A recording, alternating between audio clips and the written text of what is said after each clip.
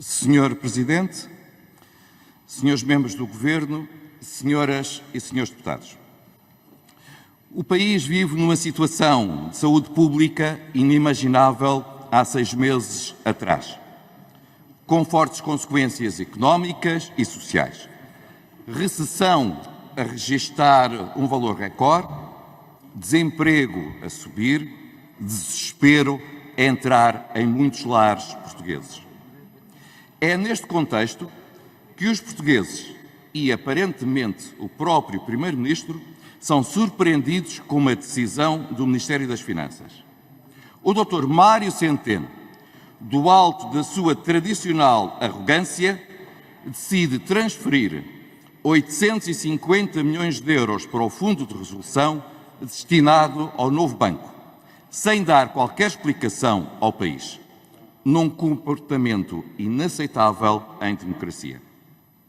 Confrontado com a gravidade do seu comportamento, o Dr. Mário Centeno procura encontrar qualquer explicação que lhe permita tirar a água do seu capote.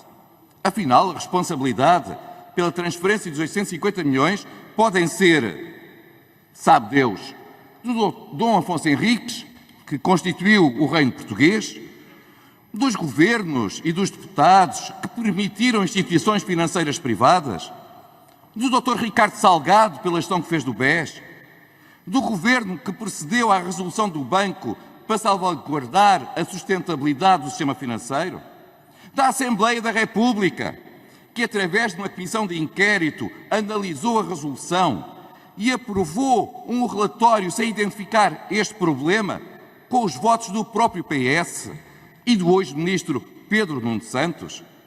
Afinal, a responsabilidade é de todos, menos de uma pessoa, menos dele próprio, menos do Dr. Centeno, que definiu, ele próprio, as formas de venda do novo banco à Lone Star, acordou os termos deste pagamento no tempo e, afinal, deu a ordem, aparentemente à revelia do Primeiro-Ministro, para passar este cheque.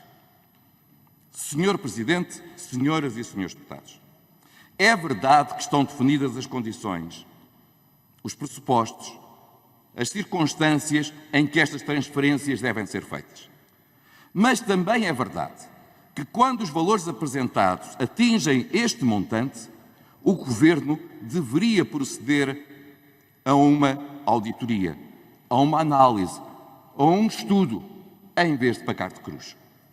O Primeiro-Ministro concorda com este princípio. E por isso mesmo deu uma garantia a este Parlamento.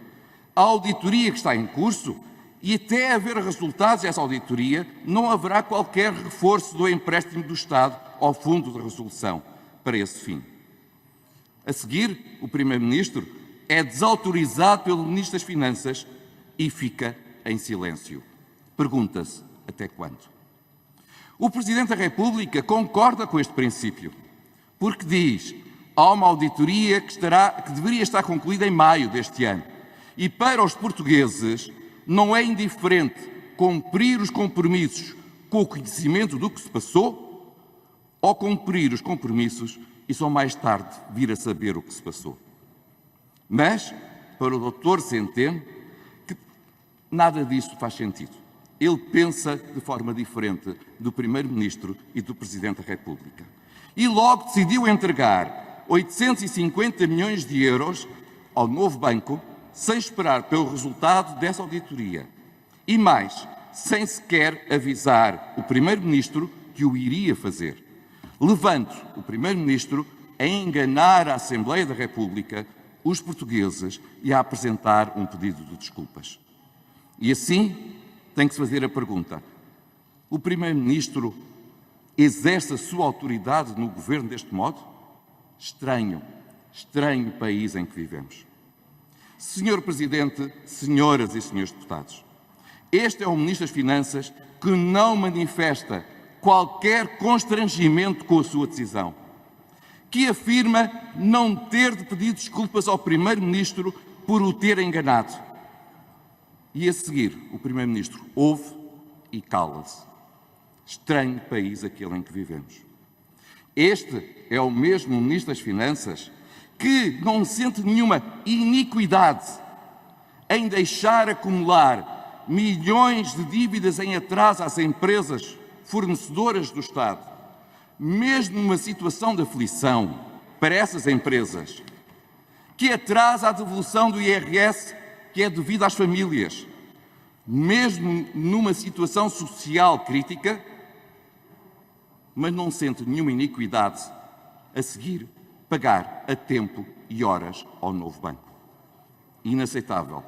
Inaceitável, de certo, para os portugueses.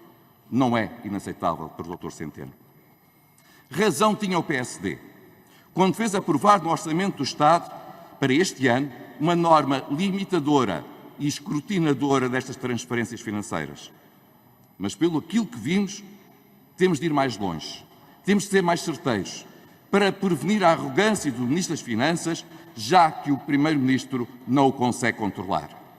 E por isso vamos apresentar uma iniciativa legislativa, definindo que novas transferências só poderão ocorrer após a Assembleia da República ser informada dos termos e das razões invocadas para o efeito.